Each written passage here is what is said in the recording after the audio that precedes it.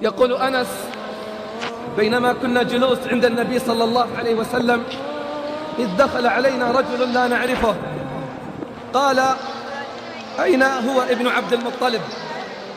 قلنا: ذلك الأبيض الأمهر، أبيض مشرب بحمرة صلوات ربي وسلامه عليه، إذا تبسم كان وجهه كفلقة القمر.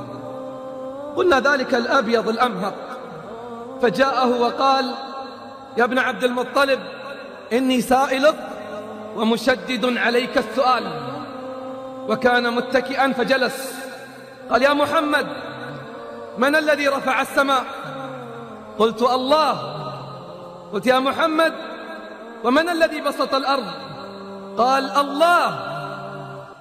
قال: ومن الذي نصب الجبال يا محمد؟ قال: الله. قال: أسألك بالذي رفع السماء وبسط الأرض ونصب الجبال، الله أرسلك إلينا رسولا؟ أسألك بالذي رفع السماء وبسط الأرض ونصب الجبال، الله أرسلك إلينا رسولا؟ فاحمر وجهه صلى الله عليه وسلم وقال: اللهم نعم. قال: أسألك بالذي رفع وبسط ونصب وأرسلك إلينا رسولا، الله أمرك أن تأمرنا ب5 صلوات في اليوم والليلة؟ قال: اللهم نعم. الله أمرك أن تأمرنا بالصيام؟ قال: اللهم نعم. قال: الله أمرك أن تأمرنا بأداء الزكاة؟ قال: اللهم نعم. الله أمرك أن تأمرنا بحج بيت الله الحرام؟ قال: اللهم نعم. قال: والذي بعثك بالحق والذي رفع السماء وبسط الأرض ونصب الجبال وأرسلك إلينا رسولا، لأحافظن على الصلاة ولأصومن رمضان وأعطي الزكاة وأحج البيت ولا أزيد على ذلك. فلما انطلق قال النبي صلى الله عليه وسلم: إن صدق دخل الجنة، إن صدق فيما قال وحافظ على الصلوات وصام رمضان وأدى الزكاة وحج بيت الله الحرام دخل الجنة. تأمل بارك الله فيك، تأمل رعاك الله. الزكاة قد تسقط في حال من الأحوال إن لم يكن عندك مال، إن لم يكن عندك ما يستوجب الزكاة فلا زكاة عليك. والصيام يسقط للأعذار. ومن كان منكم مريضا أو على سفر فعدة من أيام أخر.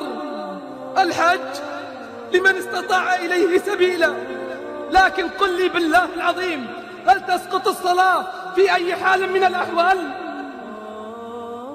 إذا لو حافظ على صلاته دخل الجنة.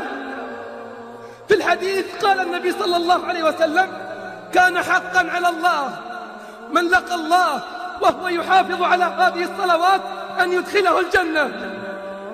حق على الله من لقي الله وهو محافظ على هذه الصلوات أن يدخله الجنة.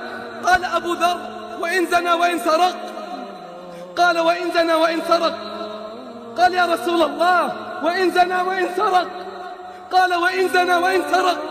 فأعادها في الثالثة فقال صلى الله عليه وسلم: رغم أنف أبي ذر 5 صلوات من أداهن حيث ينادى بهن كن له نورا وضياء وبرهانا يوم القيامة، ومن ضيعهن فلا يلومن إلا نفسه، ومن ضيعهن فلا يلومن إلا نفسه.